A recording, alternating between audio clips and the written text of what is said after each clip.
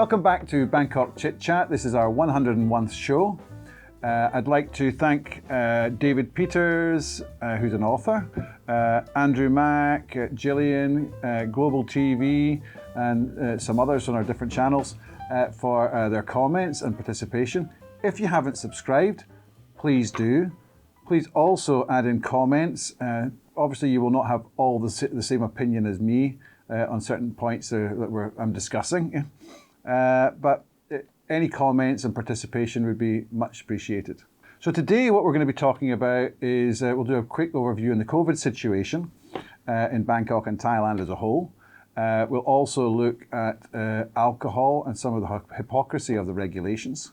We'll look at youth racism in Thailand. There's been a story about some people using some social media, or some youngsters, they call them, using social media and saying things against Isan people. So we'll cover that briefly. And then we're also going to talk about a magnificent traffic promotion where the police will be offering a 20,000 baht up to 50,000 baht reward for grassing on motorcycle violators, traffic law violators. So these are just some of the things, but just something just happened to me earlier in the week.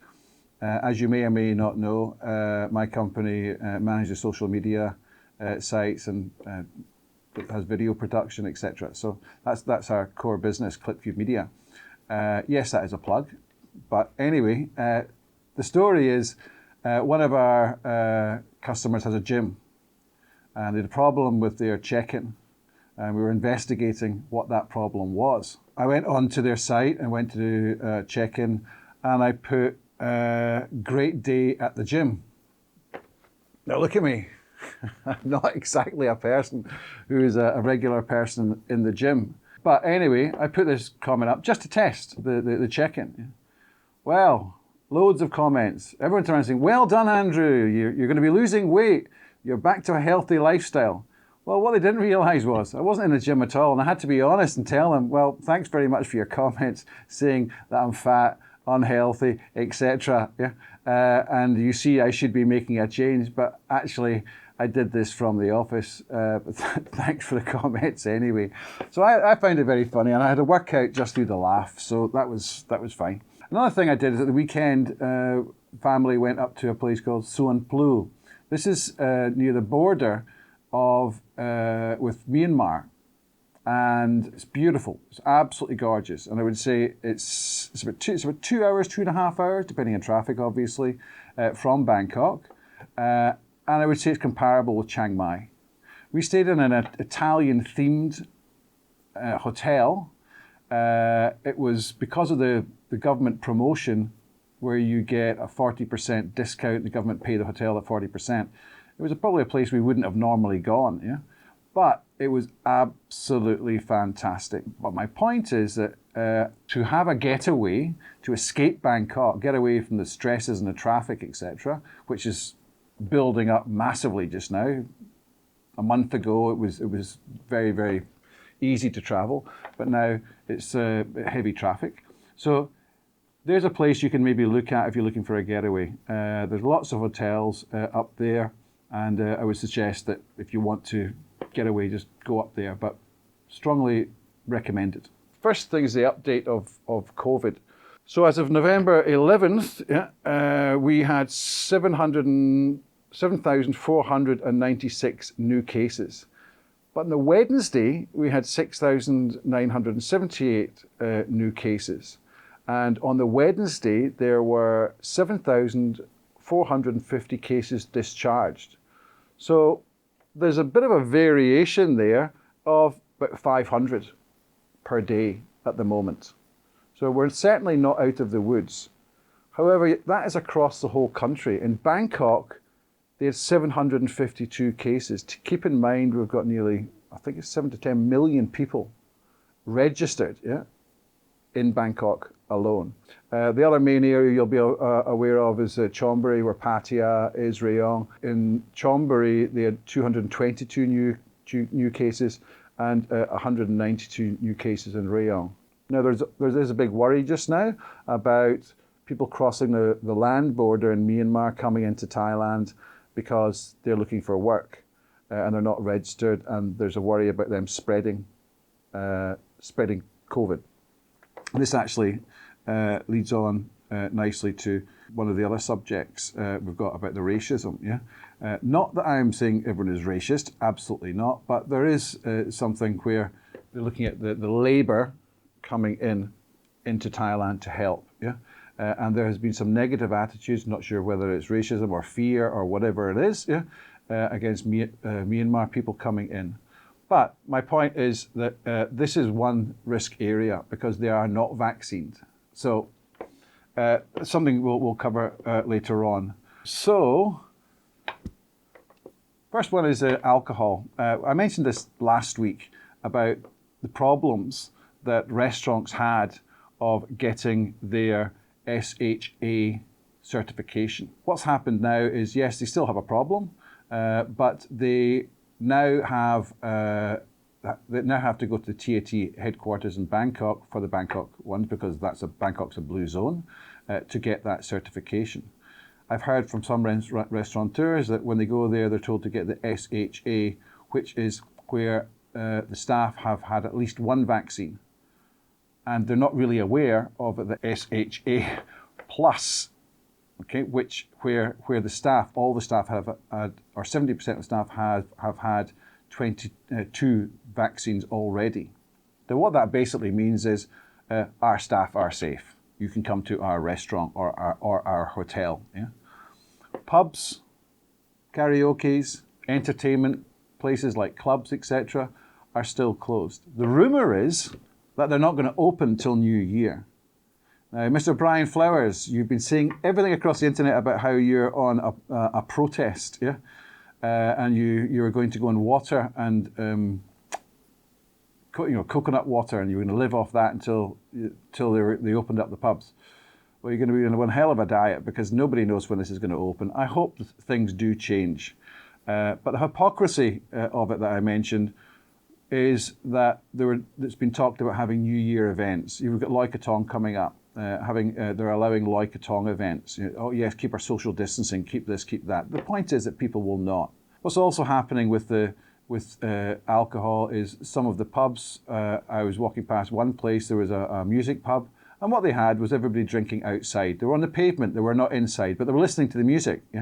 Another comment from somebody was that the outside 7-Elevens, you'll see chairs set up, and they're all just go in and buy from 7-Eleven or another convenience store and drink outside. That's not illegal. They're not a pub. This is private. Should they just say, listen, unless you're in a restaurant or in your home, it is banned. You're banned from drinking in public. I believe there is a law that you cannot drink in public walking along the street anyway. But the point is that should we actually ban alcohol altogether to be drunk in public or enforce the laws, or should we let pubs open so we can actually control that environment? So this is really the debate. Should they allow pubs to open and in a controlled environment like they have within restaurants? So you have maybe 50% capacity, or at tables where there's no food allowed. So it could be craft beers, etc. Should they allowed karaoke? Because in karaoke, it isn't as if you're all sitting thousands of people together. You're talking about a karaoke room, and it's with people they know. Entertainment venues like clubs, I tend to agree. Everyone is really just dancing, a lot of hot air, sweaty, etc. So maybe that is something which should be managed. You have the famous Katoi shows, Should they be closed? Because you can still go to a movie theatre. It is managed with seats, My point is the consistency of the message and the logic behind it, because there seems to be rules for one and not rules for other. But why not just put the rules in place and manage that? And if somebody breaks these rules, they're called up to task for it. So this is something that's been a little bit annoying, Not that I really go to pubs. The pubs I go are not pubs, they're pub/restaurants, But even then, there's so many people that are out of work. And what's now happening is, because of the chopping and changing of the past, a lot of the people from upcountry are not prepared to come back down to Bangkok, re-rent an apartment under new contracts, etc., and take that risk and lose a deposit if they're not getting paid. So the restaurants are having problems finding people to work for them. So there's something. I'd love to hear your opinion. Let me see what your thoughts. Let's not just moan and groan about it. Let's maybe have some thoughts of solutions. Yeah. Anyway, that's all to do with the alcohol. Yeah. The racism situation. The story is that there were some people set up. I believe it was an audio chat room in Clubhouse. It's called Clubhouse Toxic, where they criticize Isan people. For people watching from outside Thailand, Isan is the northeast. It's primarily farming, but you've also got a city, I would say, called Buriram, yeah, and obviously you have different cities around Isan, yeah, which is actually really quite advanced. It's got a fantastic football team. They've got an international racetrack, yeah. So Isan itself has really changed, yeah. But there is this perception of Isan people being less educated because they are farmers. And these kids, because the article said they were youngsters, are just kids. Now, what's happened is the net citizens of the world have really come down heavy on them. You cannot say this. So certain terms that were used was uneducated, flat-nosed, poor rice growers, dog eaters. These sort of silly words were bandied around. But we have to understand, these youngsters learnt that from somewhere. They learnt that from their parents. They learnt that from society. Yeah, you cannot deny Thailand does not have any racist tendencies. We have a structure here. We have a class structure, as much as we hate it.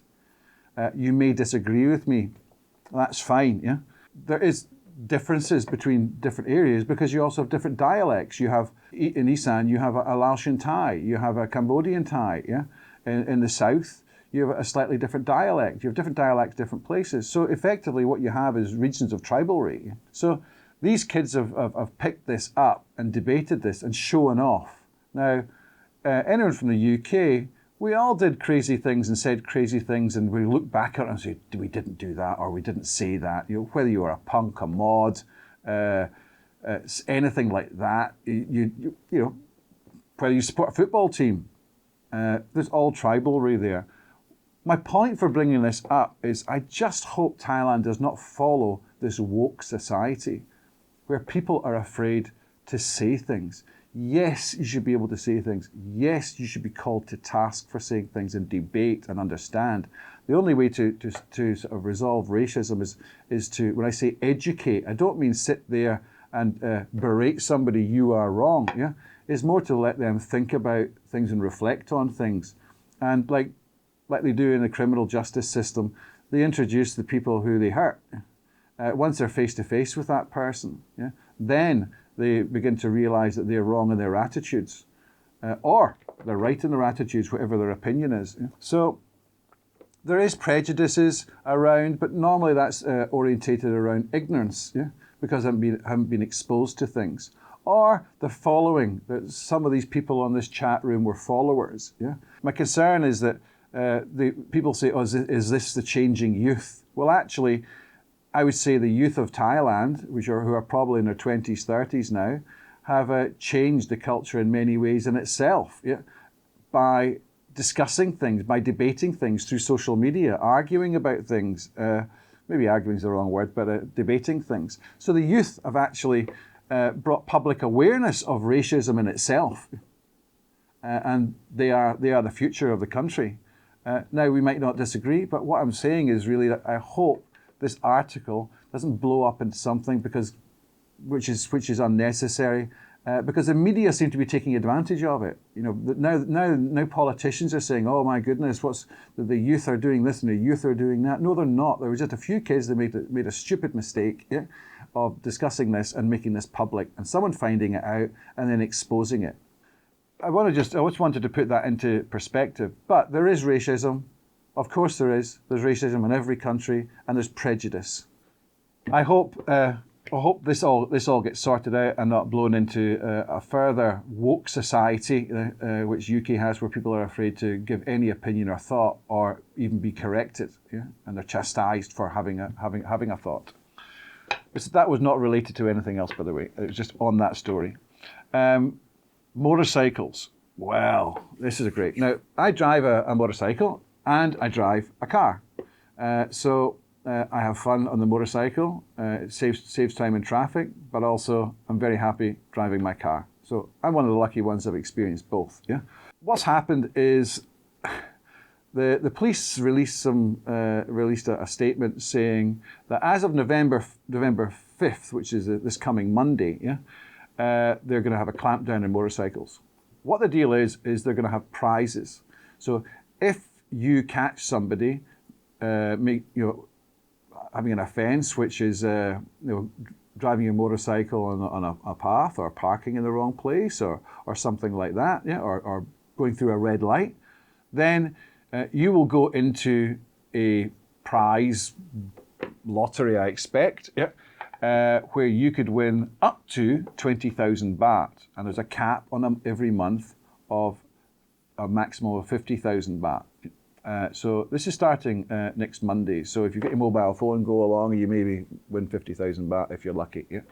What they're talking about with Bangkok citizens, they say that a total of 180 cases, 160,000 cases of people involved with illegal motorcycling. They stated that they had basically fined them. And of that, 77,000 actually paid the fine, yeah, which basically they couldn't find the remainder. So they're trying to ramp that up, yeah. Obviously, fines make money for the police, yeah, and of course it's official. So you can, if they're fined, the motorcyclists should get a receipt, but they can't find a lot of them. My point is, this is being done for cars, yeah, for motorcycles. But what about cars? Now, when I drive a motorcycle, I see people doing all sorts of things when I'm driving, squeezing through or whatever it is. I'm not trying to hit a mirror or anything like that. Yeah, I see people on phones, putting on makeup, even when they're driving, and they're going all over the road. Yeah, or they change lanes from a far lane right across maybe 2 or 3 lanes, no indicator. Yeah, or they're sitting in the traffic light, where you're sitting there for maybe 2 to 3 minutes or more. Yeah. And they're too busy on their mobile phone texting, yeah? So basically people don't get through. If that's the case, why don't you allow motorcycles to do the same with the people? They'd make a fortune. These delivery drivers wouldn't need to deliver anymore if they could get a reward for catching every person that's sitting in traffic on a mobile phone, or driving, more specifically, on the mobile phone. I've seen that. I've seen amazing things. Don't forget, anyone that's driving a car, whatever you're doing in that car, the motorcyclist can see in just the same as somebody sitting in a bus. Okay, so be careful what you're doing in your car. The other thing is for motorcyclists, let's just look at let's say breaking a red light. Now, quite honestly, I don't do it. There's a junction in Lad Prao, Rajta Pisek, yeah, and there's huge big traffic jams back, especially around rush hour, which is expected. Yeah, and you can wait up to 280 seconds.